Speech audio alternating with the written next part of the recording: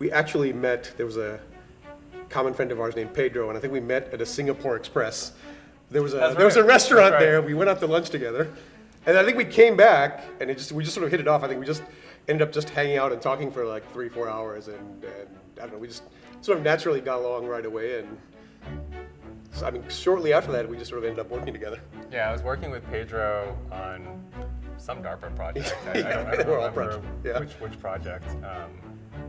And yeah, I guess, you know, we were both young faculty at USC, ISI at the time, and so, you know, we had a lot of common interests and just kind of, like what you just said, just kind of hit it off. Yeah. ISI actually got us going. I think when we hung out, we talked a lot, and then I think at one point we were like, I think we tried to work together, or we wanted to work together, and so we wrote this proposal that Herb Shore, who was the director at the time, he had this program for supporting young faculty, and I think we applied for a grant. There was only one given out.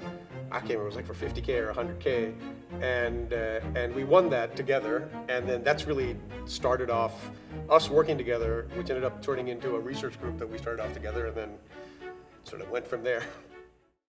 I think one of the things that we decided when we started our research group was just have as much fun as we could. We were sort of young faculty trying to figure out what to do, and at some point we were just like, we're gonna have as much fun as we want. So Yuhan really liked StarCraft, so we just made StarCraft AI bots, and I made poker bots, and we just did we made mobile games and video games, and we just did all kinds of stuff that we thought was cool, and one of them just happened to be working in sports. We got into some sports data and just worked on it because it was fun, and then we ended up winning a best paper prize at this well-known sports analytics conference.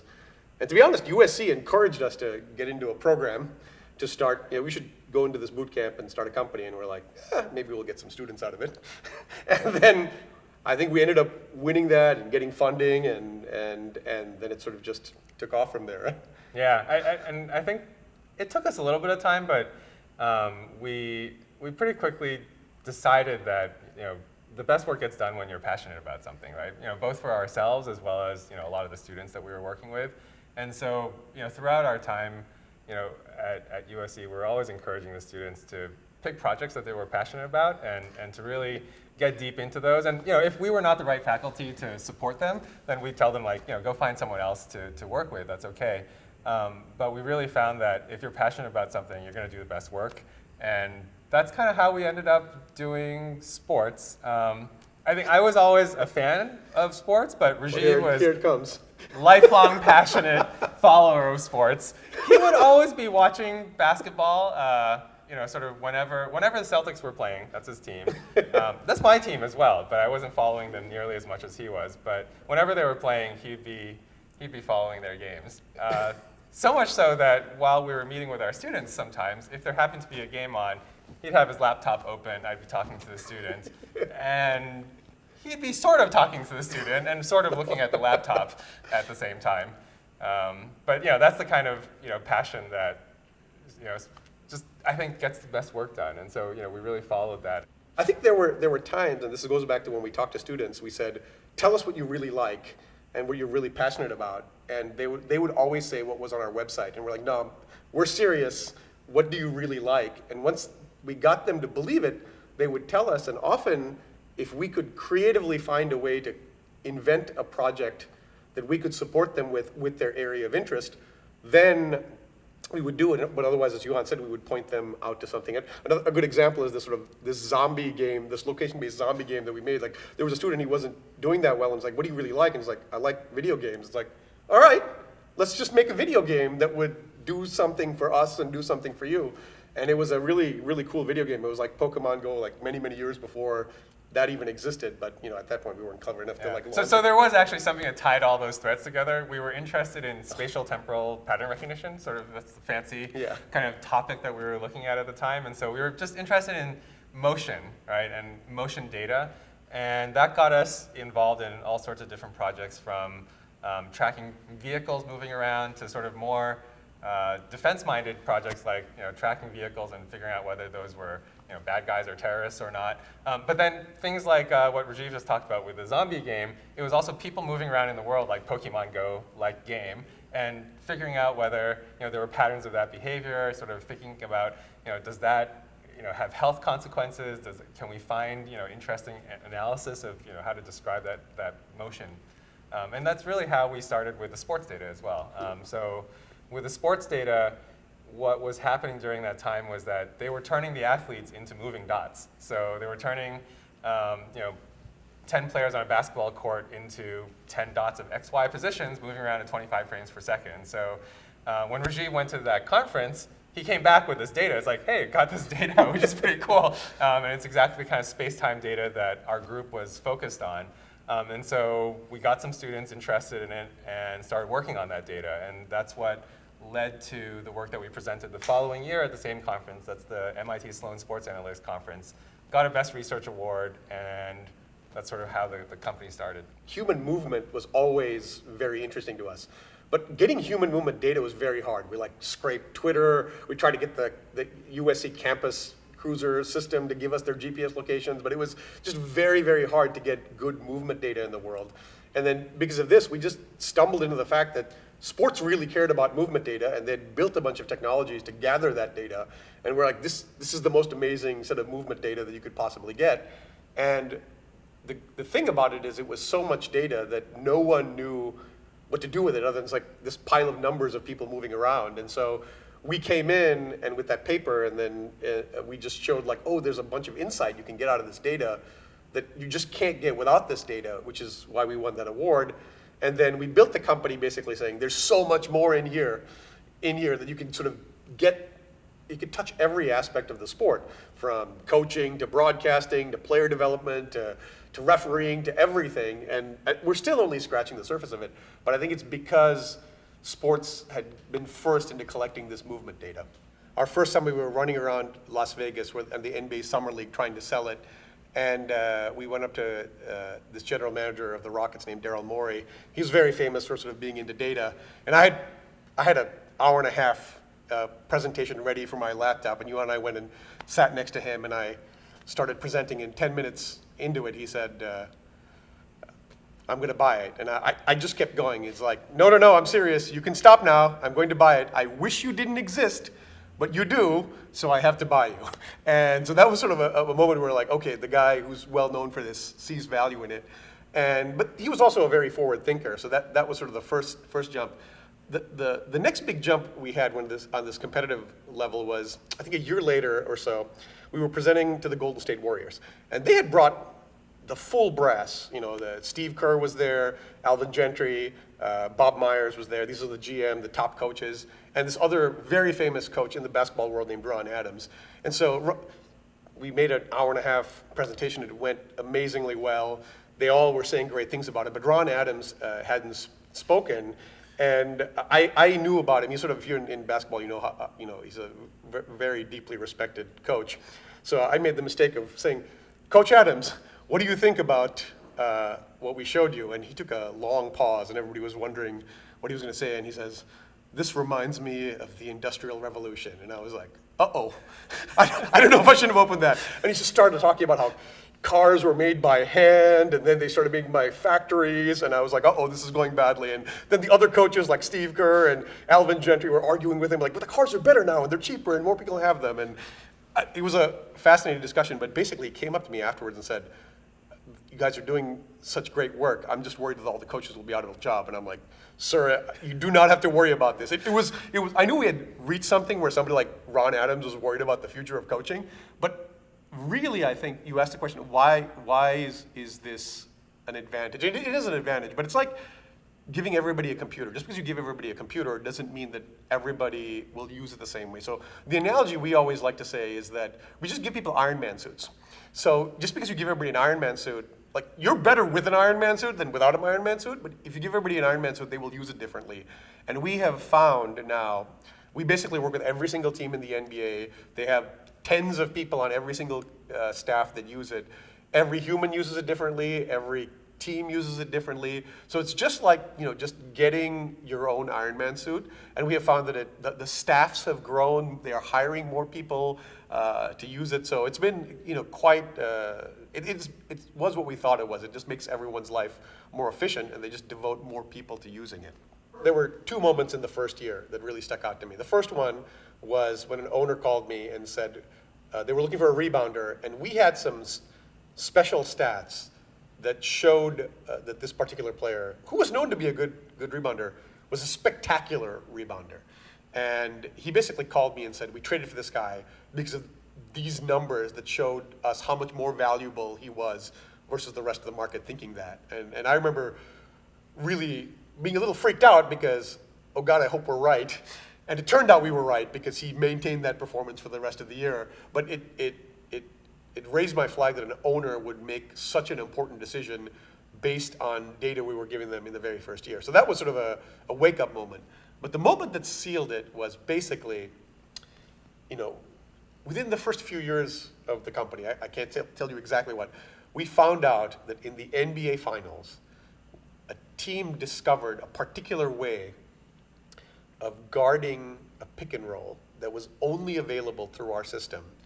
And they changed the way they played based on this data, and they basically ended up destroying the opponent team in the next 3 games and winning the championship. And internally they came and told us, we found it in your system. And they immediately signed up, and they were a very well-known team. And for me, the fact that we built something that won a team, a very well-reputed team, a championship, was like, as long as if we do nothing more, like this was such a win, was because the fact that we built something that was a human endeavor, everything was human tagging, and this well-reputed organization used AI-generated data, trusted it, executed it in the most high-leverage moment of their lives, and won a championship. For me, I was like, okay, we're done. Like everything else is gravy from this point because I can't believe that we were part of that. And so that was an incredible moment. It started with basically putting a bunch of cameras in all the stadiums, whether it's a basketball or a football arena, and then using computer vision to figure out the center of mass of the player. So you can say, this is where LeBron James or Messi is standing 25 frames a second as they play the entire game. So you basically have tracking. They call it tracks, player tracks, and ball tracks. So they have tracking data of all these players. So the problem they had was like, well, if I have all this tracking data, what do I do with it? And then you can do simple things like, this is how fast he ran, or this is how much he ran. But at some point that ceases to be, it's important, but it ceases to be interesting. I remember when we first got the data, we built this visualization of just watching the trails of the dots going around in our offices at ISI with some students. And it was mesmerizing to just watch the flow of the dots. You felt like you were looking into a secret world that was sort of never exposed to us before. And so I think that there was something about, it's like, whatever you imagine with sci-fi, where you bring sort of the AR lens over and then you just see underneath everything going on. It felt like you were given access to a secret. If you could just decipher it, you would just have, the secrets of the universe would be sort of be given to you. And I think you had that feeling, and I think that excitement of that feeling, I think, has been realized with all the work that we have done. Like now, when we go and present to a coach or a league, like we basically have this ability to make a presentation that's kind of magical, where it's like you just said, ask it anything you want to know. It's kind of like an oracle, and it's like, what do you want to know? And they'll just ask a question, and we'll hit a few buttons, and like, bang, the answer's there, and you click a button, and it'll show you all the video that you might want to see. And I think like sharing that magic with people has been quite special. And the other thing about sports is throughout the world, like it's something that people care so much about. And like we've been professors, we've made plenty of speeches at conferences and classrooms, and like everybody checks out after we. When we go and talk to people about sports, everyone is paying rapt attention. And when we're done, people will come up to us and for hours and hours ask questions about math. And it is a captivating field because a regular person, people love sports. And it's something you can understand. It's just a beautiful intersection of math and data and science, but also this really compelling thing that people want to know more about. And so I feel like it's just been easy to talk to about. Yuan ended up coaching his kids basketball because yeah. I mean, I think that's exactly right. Where one of the great things that at least for me, right, when when we started, we were always looking at these moving dots, moving around. They're very complicated. It was like looking into that secret that you were talking about. But then, what that unlocks for people is whatever they want to know about, right? And so Rajiv talked about like the coaches. They want to understand like these really complicated strategies and how that impacts the game and how they can win a game and win a championship in a professional sports league. But then you talk to like me as a parent or another coach of like 5-year-olds or 10-year-olds playing basketball, and they have things that they want to know too. Like, can you give me the video of when Johnny scored a bucket, like his first bucket in a game, right? And if you had a computer watching it, in a snap of a finger, I could give that mom or dad that video. And the secret is that the computer understands what's going on in every moment. And then whatever you want to know, it can answer for you, whether it's like the coach trying to win the NBA championship or just Rajiv trying to record his daughter's first basket in a YMCA basketball game, right? I mean, that's the breadth of answers that the computer is able to give to whoever's asking me. The secret of what we are trying to do is that we want machines to understand things so they can personalize content delivery for everyone on the planet. And to be honest, at ISI, Yuhan and I had this proposal to the Defense Department to do this thing that was basically personalized learning. We wanted to build a video game that would basically teach everybody math and science, but it would be in a fun game environment where they would just learn and the content would be personalized for everyone on the planet. So that proposal got rejected, but I think what we're really doing is building that same thing in sports where it doesn't matter who you are, we will use machines to sort of understand the game and then both select and manipulate the content. We'll select and manipulate content to make it more compelling for you. Because what you want versus what Yuhan wants, versus what I want, versus our kids want is completely different. And that's the power of machine understanding, is that we can actually personalize content delivery to everyone in the world. And sports is just a place where all of it's happening first, but it's going to be basically everywhere on the planet. And in the future, you will not imagine that learning or content is not personalized. You'll live in a world where you say, I can't believe we all got the same thing at the same time, whether it's education or sports or TV program. And that's the world that we want to bring forth. And sports has just happened to be where we're doing it first. We started very simply. So first you had the moving dots where you know who they are. And I think when you're trying to understand something, you say, well, what are the story elements of the game, right? You should be able to talk about the game. So this person made a pass to this person, who made a pass to this person, and then they took a shot, and it was defended this way, and it scored a goal. And then you go to the next level. It's like, oh, they did this type of pass on this type of defense, and all the micro movements that a human would describe the game to another person to.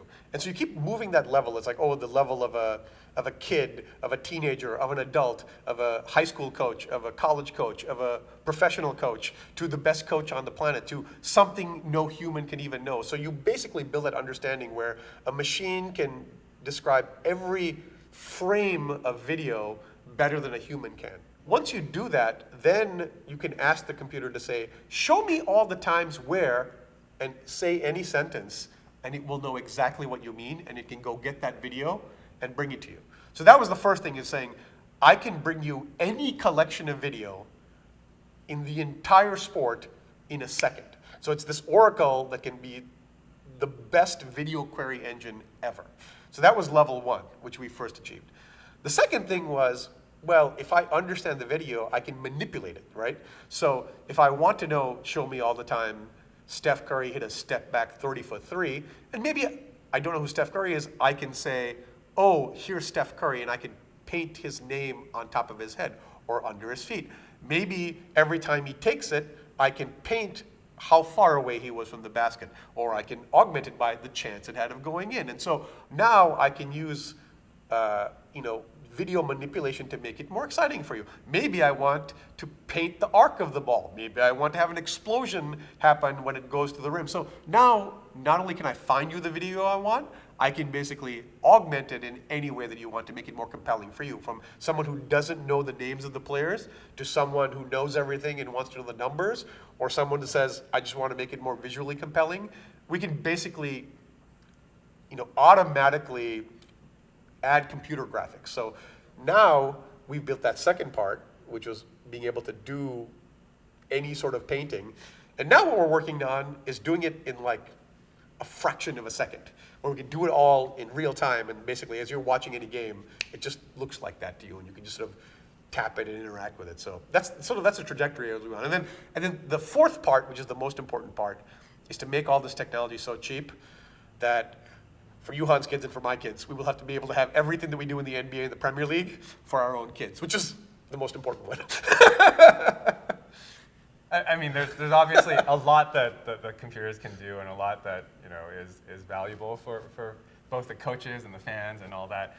I mean, one of the things from a coaching perspective that we're probably never going to crack is a lot of coaching is about motivating the players, right? Motivating the players, figuring out their psychology, figuring out all those ups and downs and communicating with them and kind of dealing with the human aspect of it, right?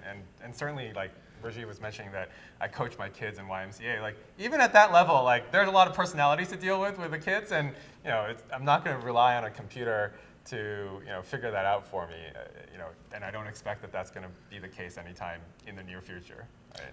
Yeah, I think human psychology is the toughest one, and I think that's why you need coaches. And because while we can generate any piece of information, I think moving information through people's minds is really still going to be in the purview of people. In fact, there's an interesting story where both how we changed the game and how we haven't changed the game. An NBA player was visiting us, and he was telling us that because of us, the coaches yell at them in a very different way. And he said, you know what? They used to yell at us and say, please pass the ball across half court. It's the fastest way to get it across. And now they yell at us by saying, please pass the ball across half court because we're 0.2 points per possession is more efficient when we do that. And I was like, that's not real. And so he gets on his cell phone, calls his teammate, puts him on speaker, and he goes, hey, what was the coach yelling at us about this morning? He's like, and the other player said, pass the ball over the half court because we're 0.2 points more efficient. And I was like, that's like the most funniest thing that I've ever seen. And then he just like hung up on the player. But like we're changing the language of how coaches talk to their players, but you still have to have coaches talk to their players, understand what's the most important thing to communicate to them, how to get them to execute the things that you want to do. So a lot of that is still in human hands. But I think that's why the Iron Man suit comes into being. It's like we're just giving you more and more tools for you to do what you think is, to both discover and to sort of express what you think is the right thing to do. I think there's a lot of other places that you can apply machine learning, computer understanding, and for the most part, there's tons of good value to be good for the society and good for the world to be sort of to be done there. In the wrong hands, of course, there's also downsides. But in sports, the downsides are fairly limited, right? Sort of like it's a nice area to sort of explore what the potential applications and good use cases are, because what's the worst that's going to happen? Like a sports team loses a game or wins a game, and a fan gets either sad about it or happy about it, right? And so in this domain, sort of, there's a lot of good to be done, in the sense of helping players perform better, helping fans feel more engaged, helping people to build community around the sport that they're playing in.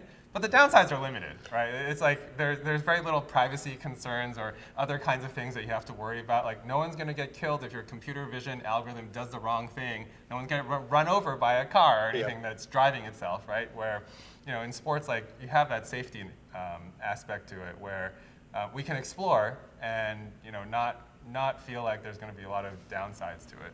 What we're trying to do is make everyone, whether it's a team or a player, better at the thing that they're really good at, right? And I think everyone feels better when they're better at the things that they're good at. And this helps you basically get to those things faster, right? You have a finite career, and I think there are two things we do. With data, we can help people have longer careers, but also have better careers because we can more quickly hone in to the skills that you properly possess. And even, this is true in all of humanity, even when we work at Second Spectrum, everyone has particular skills, and you want to help people find the things that they're really excellent at because they can hone them, and that's what they bring a contribution to the world to. And I think for us, there's two things. One is we help people figure out their strengths and weaknesses so the coaches can go make their strengths stronger and their weaknesses less. We help them last longer in their careers because we give them a lot of data about performance and health and fitness.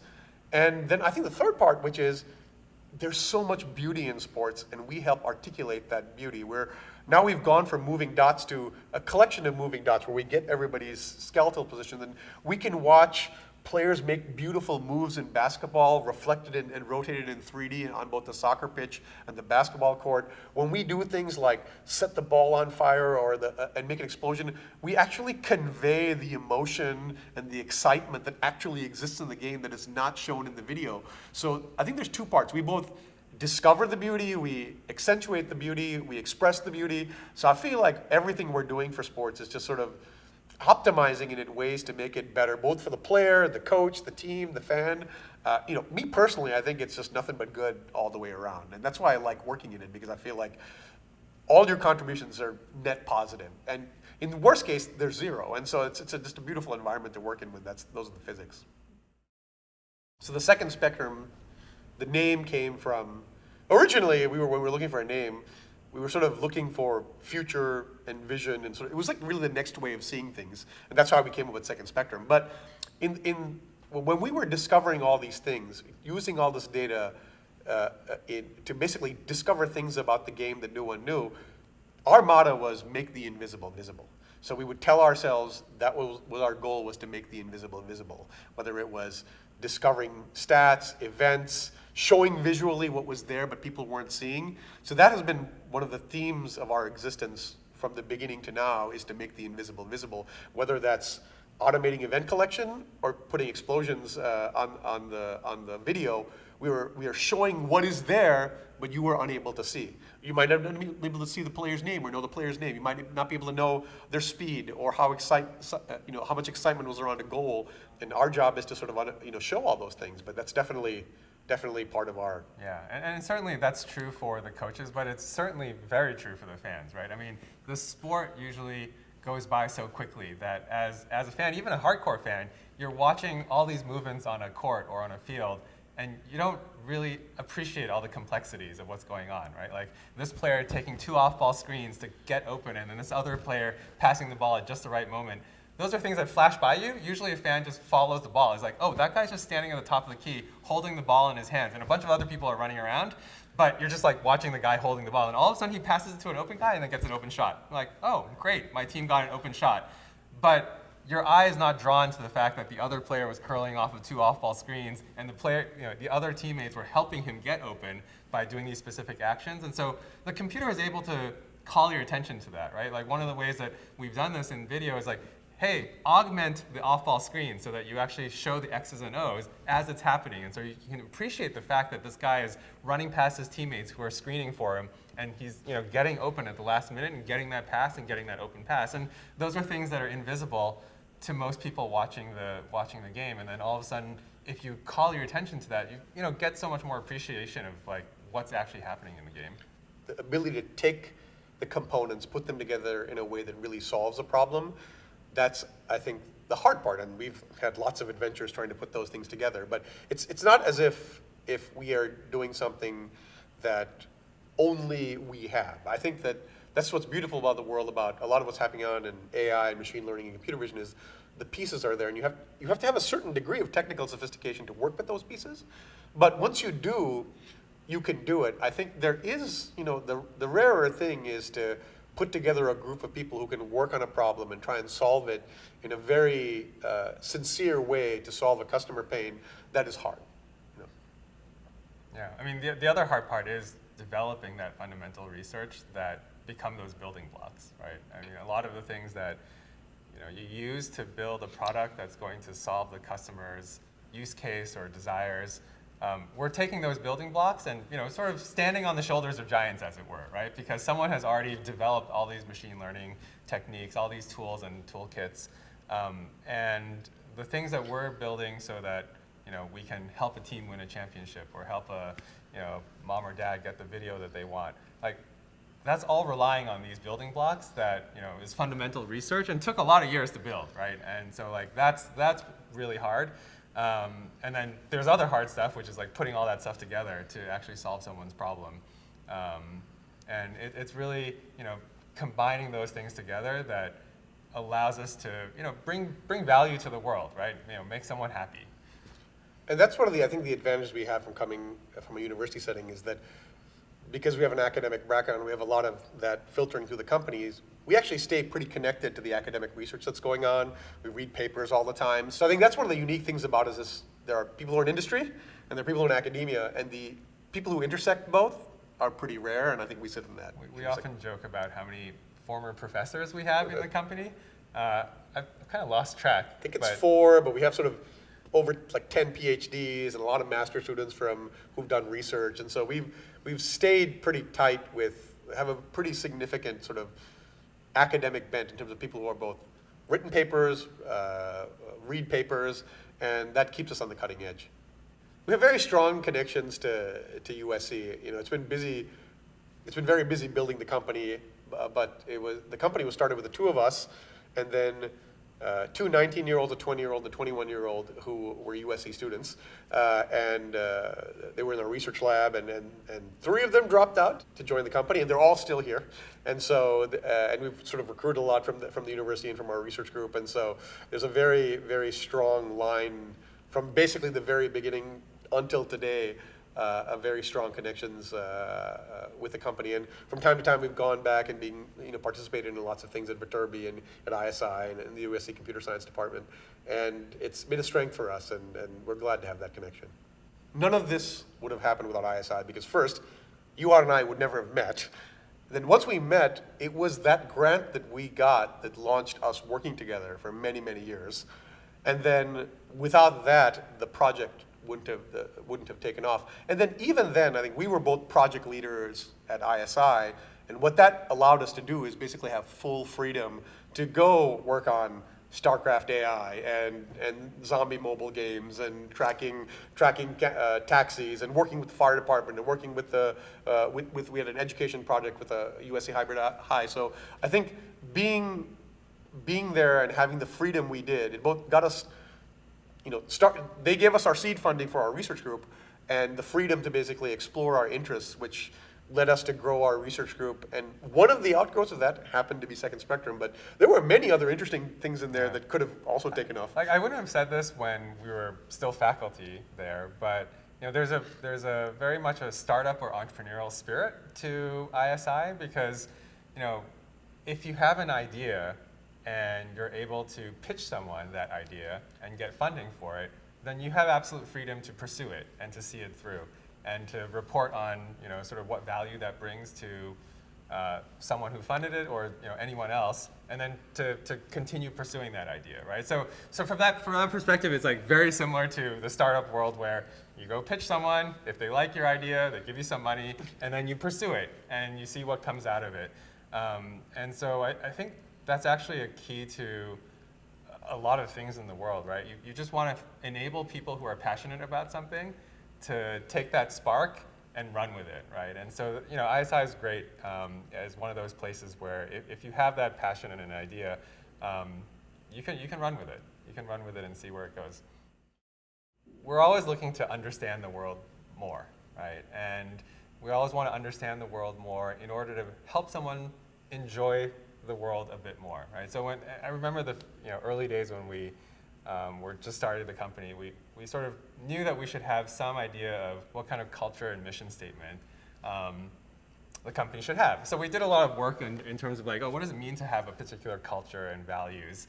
And one of the things that sort of we thought about was like, what's the purpose? What's the purpose of these people who are here at this company today? If this company didn't exist, what would they be driven by? What would they do with their time if all of a sudden Second Spectrum wasn't here and we were doing something else? And I think that was really where we kind of discovered for ourselves that the purpose really is to just understand the world more. And the reason for that is that it's not the same thing as being an academic, because an academic, you want to sort of produce a novel piece of work for which you are sort of lauded as being clever for. But I think the thing that I didn't necessarily like is that it wasn't really helping people either understand the world or enjoy the world. It was for a very sort of select group of people. For us, when we're in sports, we're not saying something like, we want to solve the game of basketball. We want the coaches and the players to get something that helps them understand something.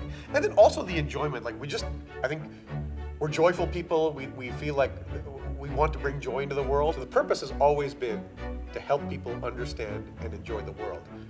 and not separately but together, because more understanding brings more joy, and when you have more joy, it helps you understand better.